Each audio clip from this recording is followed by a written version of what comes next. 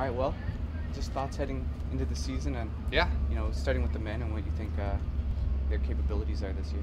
yeah. Well, it's nice we have so many returners, and so been here about a week, so it's just kind of getting started. But returning all those guys, 6 of our top 7, and that's really nice. Yeah. So everyone's kind of been through it before.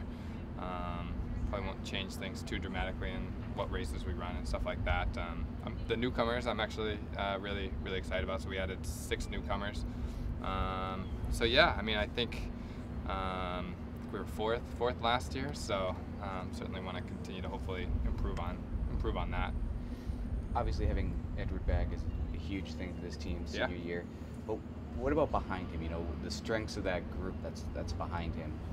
Yeah, well, I think the nice thing is everyone's pretty compatible and pretty close in their abilities, kind of behind Ed. So I think Ed will always pick up a low stick for us, but just looking at the workout today, I think all those guys can run together, and if we can do that, we're going to be really good. It's easy to say, it's hard to do to run together for an entire 8K or 10K, but Mayton's going to be a much better cross-country runner this year, and Tanner Anderson, 2 of probably the better cross-country runners their senior years in high school. They had good track seasons, and that usually correlates into a good cross-country season. So those 2, Travis and Jake, were our 2 and 3 guys last year, and so if those 4 can run together, and then just right away, just seeing Sam Prakel and Blake Haney, they look really ready to go, and they're motivated. So we got a nice pack, and we have really talented freshmen that came in.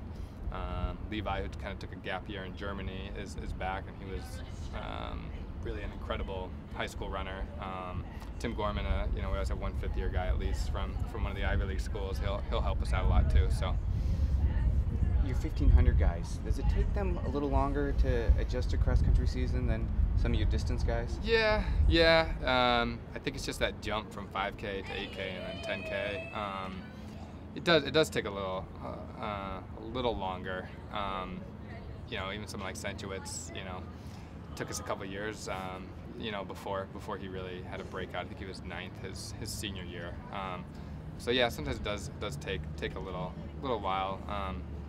You want to make sure that they're still really fast and great in the 1,500, so you don't want to throw too many miles on their legs, right, and then they lose their pop or they get hurt, which is always terrible when someone gets hurt. So we try to avoid that stuff. So just a little bit at a time, kind of bringing up their volume, and just try to always think of the big picture, though. Make sure that they're also going to be at their best and healthy in the track season. You mentioned Tanner. How's he looking? I know you've only had him here for a week, but how's he looking so far? What are your expectations for him this year? Yeah, I think he's going to be great. NXN champion his senior year. Really was one of the top freshmen.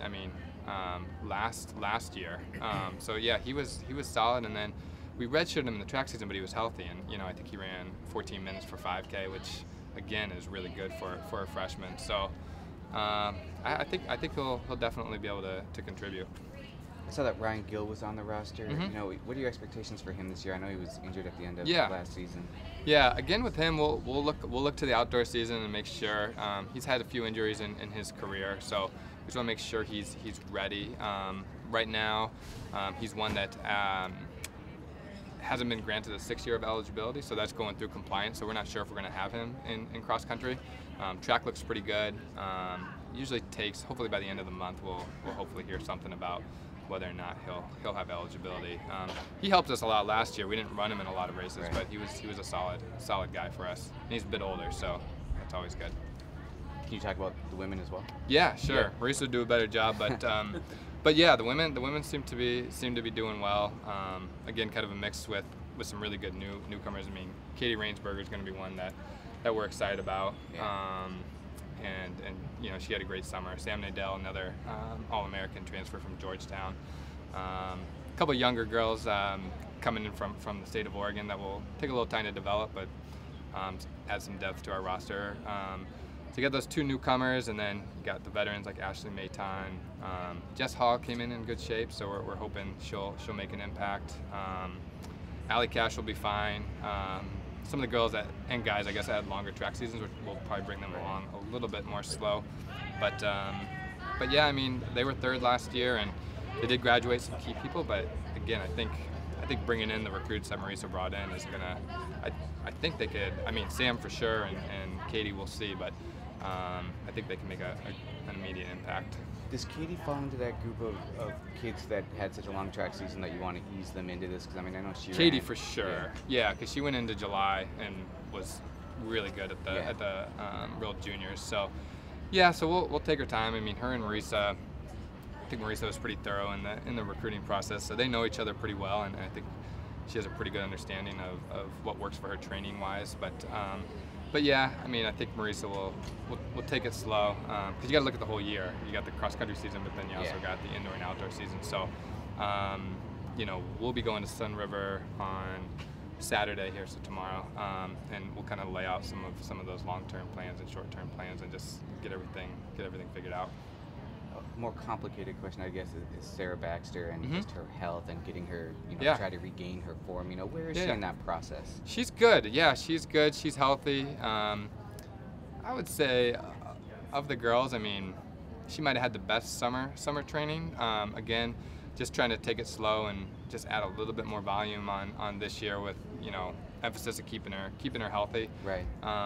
But really, I mean, she was coming along really well last cross country season, and had a little hiccup, I guess, right before the Pac-12s, and that kind of derailed her for a little bit. But I know Marisa said she was excited. Spent most of the summer here, which I think is key, because can kind of continue to stay on the trails and stay healthy, go up in Hendricks a lot. But yeah, I think Marisa fully expects her to be one of those contributors for sure. All right, awesome. You guys want to talk about Dillinger or no? Should I say anything about? Or yeah, I mean, I heard you just have a bunch of local teams or state teams coming. Yeah. So I mean, just, you know, that's Springfield Country Club's a great place to run. Yeah. Really nice golf course. It's beautiful out there. If people haven't seen it, I mean, for 10 miles away, it's like you're just in the country, and it's a great course. So we're excited to go to get out there. The guys love that, and the girls they love running on that grass. And we'll host Pac-12s there, most likely next year, because we get to host, and that's breaking news. Breaking news. I don't know. So that's what our tentative plan is. You know, you got to get approval from everyone, but that's our plan. So I think that's good to kind of have us see that course. We hosted Pac-12s or Pac-10s maybe back then, the last time around. So yeah, that'll be good to see that course. Typically we don't run freshmen. There might be one or two exceptions, so it's mostly just kind of the returners that will run. People that had a long season, you know, someone like Ed, he'll definitely be there, and we'll see if it makes sense for him to run. Just got to look at his whole year. But traditionally, I like to run the majority of the guys and the majority of the girls, if it makes sense. Yeah. Years past, like the last couple years, you guys have had the meet, and then you've gone to camp, and now you're kind of breaking up camp with the meet. You know, what's that dynamic like as far as the training goes? Yeah, I wanted to have a race kind of 2 weeks out from the Washington meet, and just we get on a sequence of running every 2 weeks, and I think that's kind of good for the men and the women. And so logistically, you know, we're only 3 hours away, so we're gonna get a bus, and we're just gonna treat it like a meet. You know, we're gonna come in, we'll go to the HTC, we'll eat lunch, we'll lift with Coach Rad, and then we'll head out to Springfield Country Club. So you'll just come in Friday morning? We'll come in, we're just gonna do it in the day. So it's pretty well planned out. When you have a bus and you know, a place to hang out over at the HTC, it'll work out. It'll work out fine. And then we'll just bring everyone. And then you'll head right back after the meet. So yeah, you'll be back Friday we'll night get a little dinner at the country club and pop in a movie and then head back. Yeah, because we like to spend a good chunk of time up there. I think that's important for the bonding and just kind of the planning for the year. So yeah, we're looking forward to it. But that's a fun meet. I mean, it's you get close to the athletes, and our athletes are going to be encouraged to interact with all our fans and anyone that's out there. So yeah, it'll be a lot of fun. All right. Yeah. Thanks, Andy. Appreciate it. No, thank you.